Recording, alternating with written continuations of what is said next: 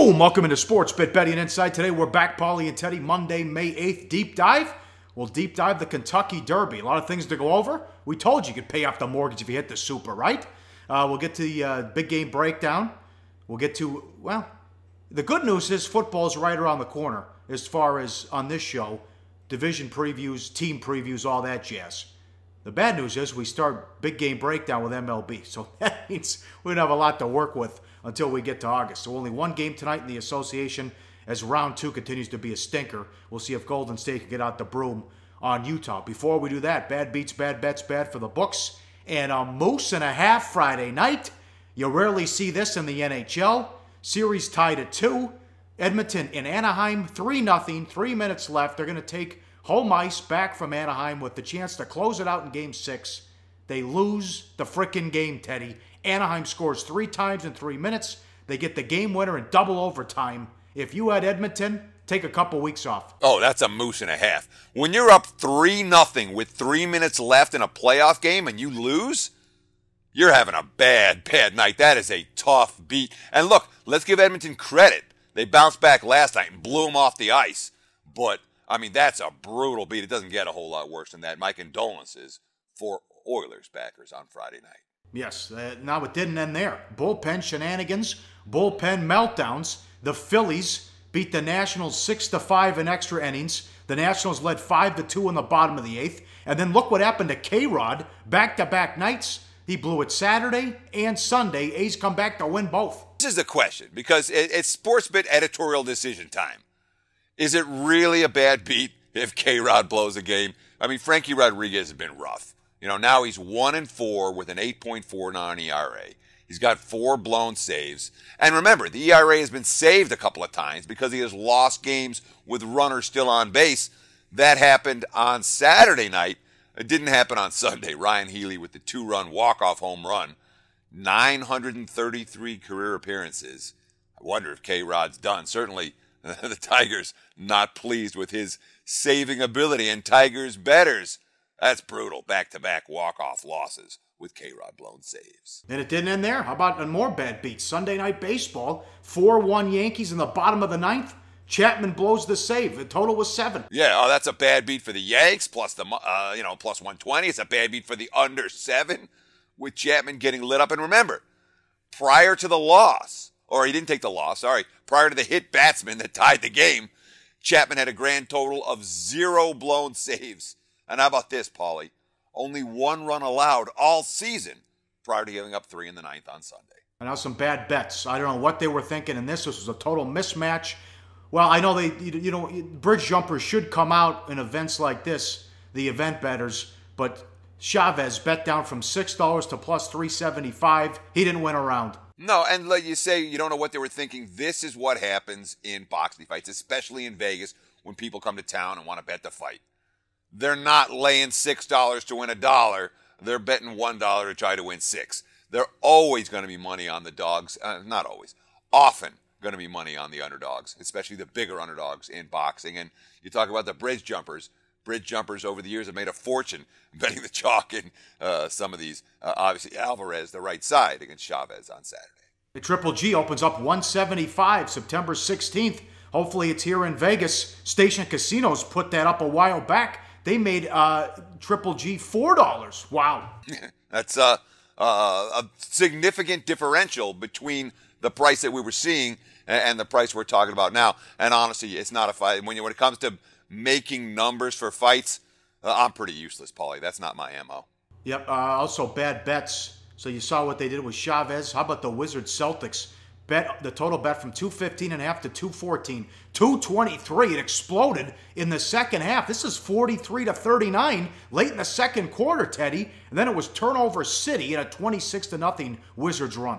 Yeah, now that was an insane run. I mean, the game day markets played under, and you understand the thought process in that we'd seen some really fast tempos. This felt like it might have been a slower game, but each team was off extra rest for the first time since early in the first round, because of the TV schedule. And, the offensive stats are going to jump out of the box scores, but the real key for the Wizards was their defense. The starting lineup had 13 steals And that defense ignited that third quarter run out. And that was what sent the game flying over the total when they went on that 26-0 run. Look at the tweet from ESPN Stats and Info. 19 of their 26 points during that 26-0 run were off turnovers.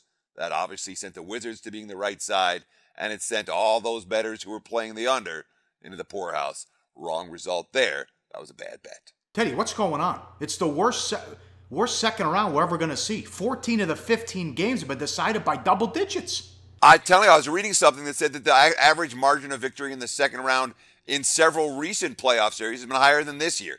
So even though it's been all blowouts, I mean, not the first time we've seen this.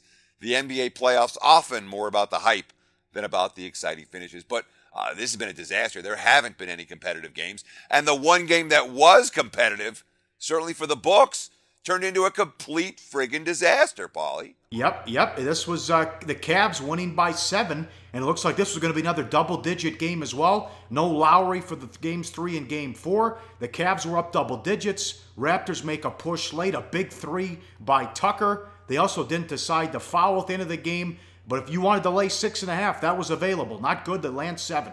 Well, yeah, this is a very bad result for the books because quite literally, you're not supposed to lose. Doesn't matter which side you like. There were 6.5s out there to lay with Cleveland on game day pretty much everywhere. And anyone that wanted the Raptors could easily find their +7. If you're losing games like this, okay, you have to work on your betting skills. And that could mean opening up more accounts. You can go to SBR right now and find reputable sports books that you can open up accounts at today.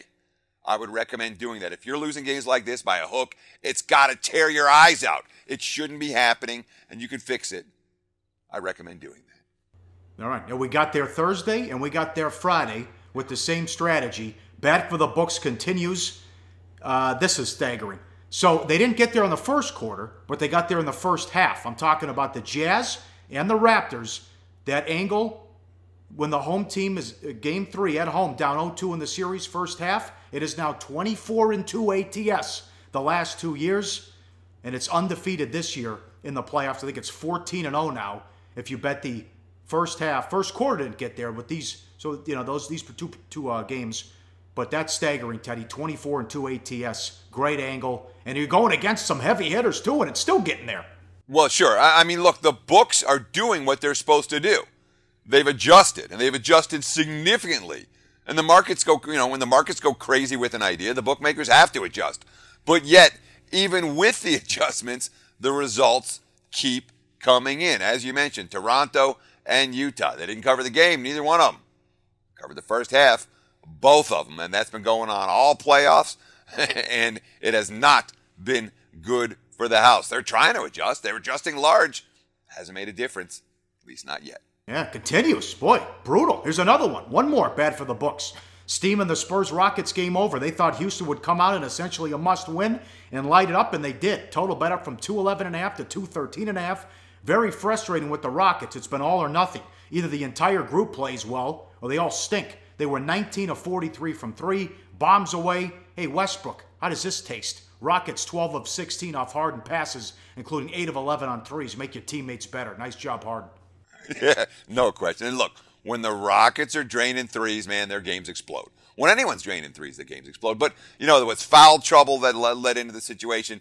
You had injury trouble that led into the situation. It was a situation where both teams were forced to play small lineups. But the books did not fare well on the total on Sunday night as San Antonio Houston flies over the number. How about this tweet, ESPN Stats and Info. First time the Spurs have lost multiple games by 20-plus points in a series since the 2001 Western Conference Finals against the Lakers. How about that? And one more. Was supposed to be a great pitchers matchup. Santana against Sale. Well, how about a 17-6 final? 25-cent move on the Red Sox. They blow them out in a 10-run ninth. Yeah, and bettors weren't sold on Santana's 5-0/0.66 ERA. It had a fair few fluky peripherals in it, and the correction took place. I mean, Santana got tagged for 4 home runs in the ballgame, and then, as you mentioned, the Sox scored 10 in the ninth to lock it up. After the Twins had scored a pair in the bottom of the 8th to cut the lead to 1. Boston gets the money after a 25-cent move. That is a bad result for the books. books. All right, only one game tonight. Can the Warriors close it out in Utah? That's in the NBA. And then we'll get to the Mets and the Giants with big game breakdown. Derby recap and the deep dive on SportsBet. Betting Insight today on SBRpicks.com. Go to SBRodds.com. Browse, compare, and shop live odds available at top online sportsbooks. Back on SportsBet, Betting Insight today. Time for big game breakdown. As always, go to SBR Odds and Sportsbook Review. Make sure you're betting with a trustworthy shop out there. Warriors 8.5, 206.5 the total. They try to close out the Jazz and get out the broom. I mean, what can you say about this juggernaut and what happened Saturday? Curry and Thompson were combined 7 of 29 and 3 of 17 from 3. Jazz still lost by 11. The Jazz led by 1 with 6:20 left. Golden State closed out 24-12 run. Kevin Durant, huge. 38 points, 13 rebounds, 11 of the 24 Golden State points in the closing stretch. Here's a good quote here. I try to use my length and shoot over guys. Gobert is a load down there in the paint, so I know I just can't go in there and throw up anything. I just try to be cerebral every time down, but also be aggressive, and my teammates open it up a lot for me, end quote. It was fun to see that he took over when the other guys, begs the question, what if they were all on the same page too? That is scary that Curry and Thompson can't buy a basket, but this guy does it all by himself and they still get the money, Teddy. And that's happened a lot this year. I mean, the relationship between Steph Curry, Klay Thompson, and Kevin Durant on the floor has not been seamless. And it continues not to be seamless. And we continue to see a lot of games where when KD goes off, Steph Curry doesn't, and vice versa. That being said, KD went off, and he went nuts down the stretch in that ball game as a facilitator for his teammates, as a creator for himself, and frankly, as a defender for a Jazz team that could not find their shot down the stretch. But when the Warriors scored 24 points in a little more than half a quarter at Utah, that's a bad news for the Jazz. And boy, you talk about demoralizing. When you hold Curry and Thompson to 7 of 29 and you lose at home by double digits, that is problematic. But, you talk about one thing, I watch Game 3s really closely down the stretch. You want to see the look in the eyes of the losing team that's about to go down 3-0. And we saw from Toronto, when Cleveland went on their run in Game 3, I didn't see that. I want to go back to Cleveland look in the eye from the Toronto Raptors in that ballgame. The Raptors lost and failed to cover Game 4. I didn't see that same soulless look from the Jazz when the Warriors went on their run here. It's not a situation, in my mind at least, that Utah's a team that doesn't want their season to extend. I think they love the concept of going back to Golden State. Yeah, good point about 1-2-3 Cancun. And they've also lost, this organization has lost 9 games in a row in the second round. Now they also, Gobert and Hayward shot the ball well, and they still got beat too. But the Quinn Snyder quote, our guys dug in, can't say enough about how we competed. I can't say enough about the team that beat us. They beat us. I don't think there's any shame in that right now for our group. That's a good quote there as well. I mean, it's tough for I would wait if you like the dog here because it's going to be all Golden State money. But even if they bring their quote A game, there's just a big talent gap here.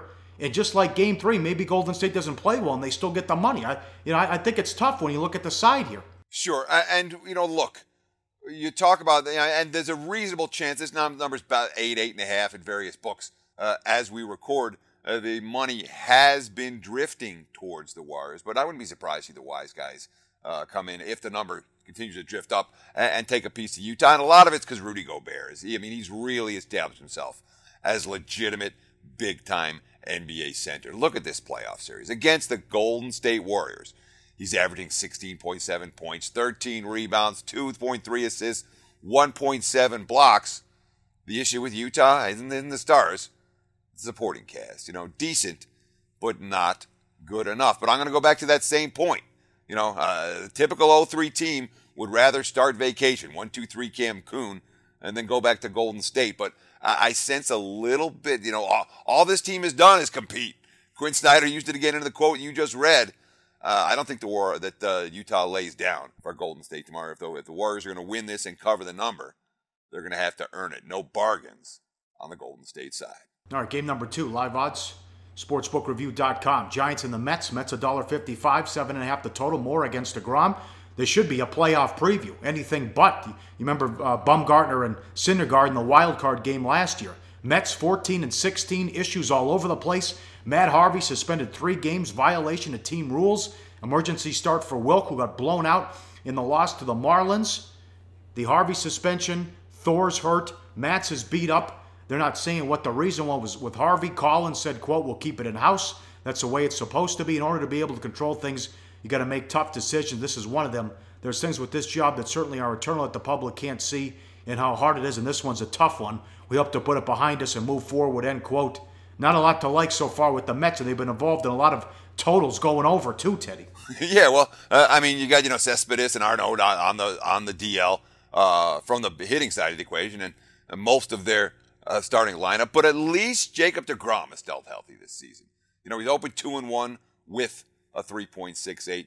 But I got my concerns about him. He's opened up with 6 straight games against division opponents. Now, his control numbers are way off. I mean, way off from where they've been. Look at this graphic, in terms of the walk percentage and the walks per 9 innings. I mean, compared to where it's been, off the charts, almost twice as much as it was in recent seasons. So the question we have to ask ourselves about this particular starter, is it a genuine problem? Or is it the fact that the NL East hitters have grown accustomed to reading his stuff and they lay off the stuff that's nibbling on the corners, something that won't be as easy for a Giants team that doesn't see him nearly as often to be able to do? But frankly, Pauly, I mean, you think things have gone bad for the Mets. What's to like about the Giants? This team is god-awful right now, and that includes the starter, Matt Moore.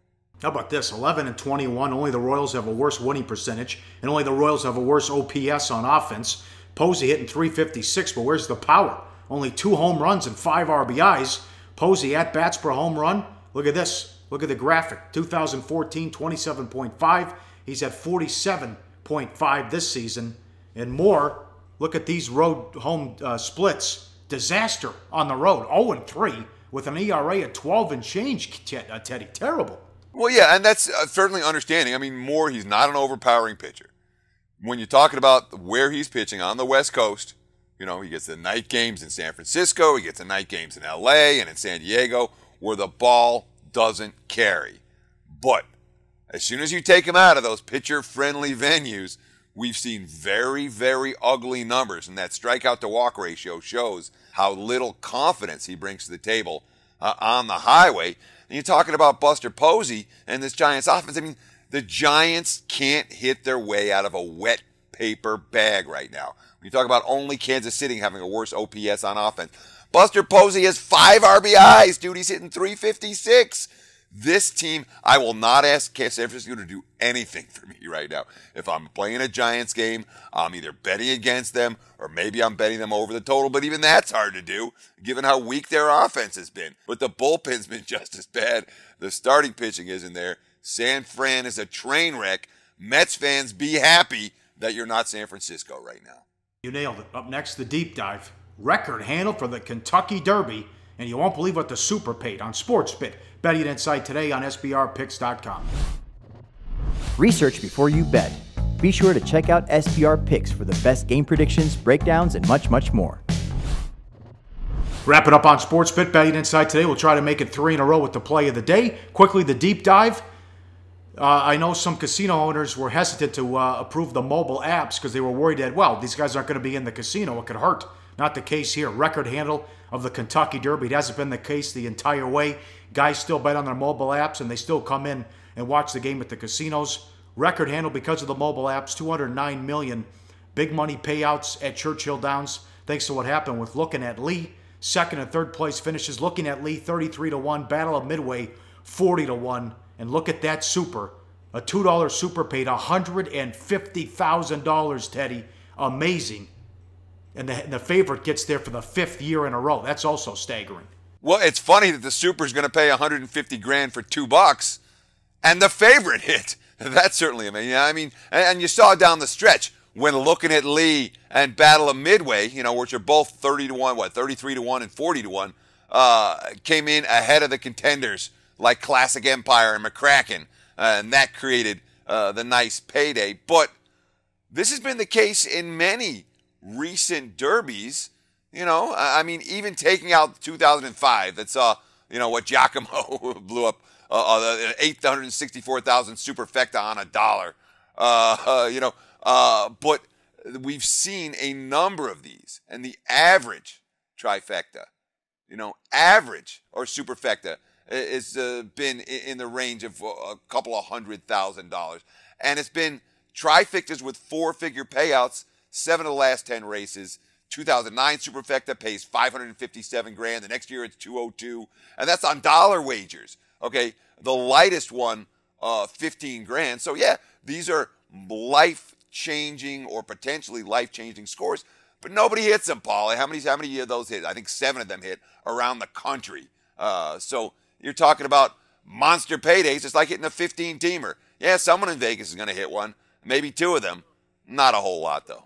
Yeah, you pretty much said that on Friday's show about how hard this is to handicap because there's 20 horses, and lately we've seen a 30 or 40 to 1 shot get in there and finish in the top 4, the top 3. But again, you don't have to know anything, and that's the beauty of this race. And if you play the numbers and it goes your way, anything can happen. And then when I give out advice, you're supposed to do what you say, right?